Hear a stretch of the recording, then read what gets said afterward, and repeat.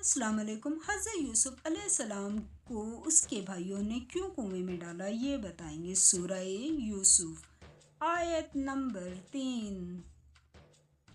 اعوذ باللہ من الشیطان الرجیم، بسم اللہ الرحمن الرحیم۔ قرآن کو جاننے کے لیے میرے چینل کو سبسکرائب کریں۔ اے پیغمبر صلی اللہ علیہ وآلہ وسلم، ہم اس قرآن کے ذریعے سے جو ہم نے تمہاری طرف بھیجا ہے تمہیں ایک نہایت اچھا قصہ سناتے ہیں اور تم اس سے پہلے بے خبر تھے۔ سورہ یوسف آیت نمبر 4۔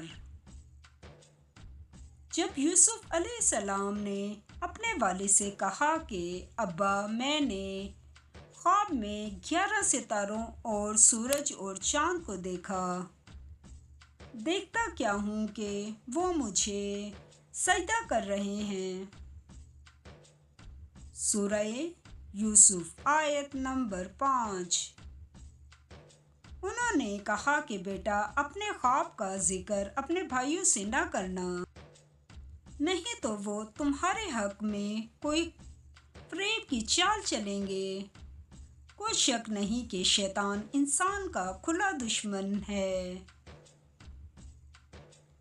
سورہ یوسف آیت نمبر 6۔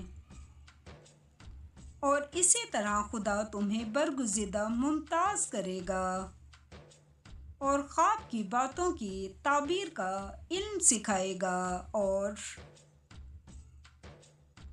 جس طرح اس نے اپنی نعمت پہلے تمہارے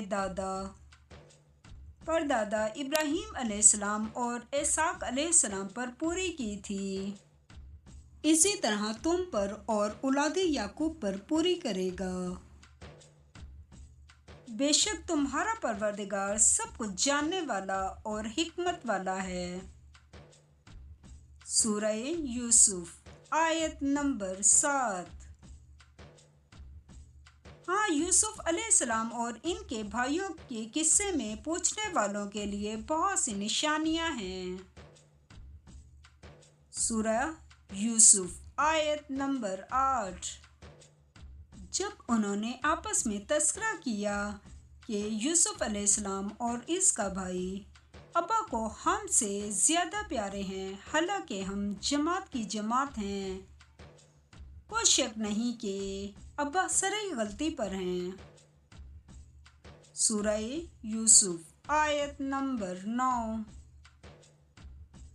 تو یوسف علیہ السلام کو یا تو جان سے مار ڈالو یا کسی ملک میں پھینک آؤ، پھر ابا کی توجہ صرف تمہاری طرف ہو جائے گی اور اس کے بعد تم اچھی حالت میں ہو جاؤ گے۔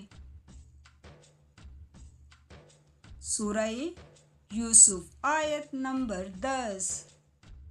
ان میں سے ایک کہنے والے نے کہا کہ یوسف علیہ السلام کو جان سے نہ مارو، کسی گہرے کنویں میں ڈال دو کہ کوئی راہگیر نکال کر اور ملک میں لے جائے گا۔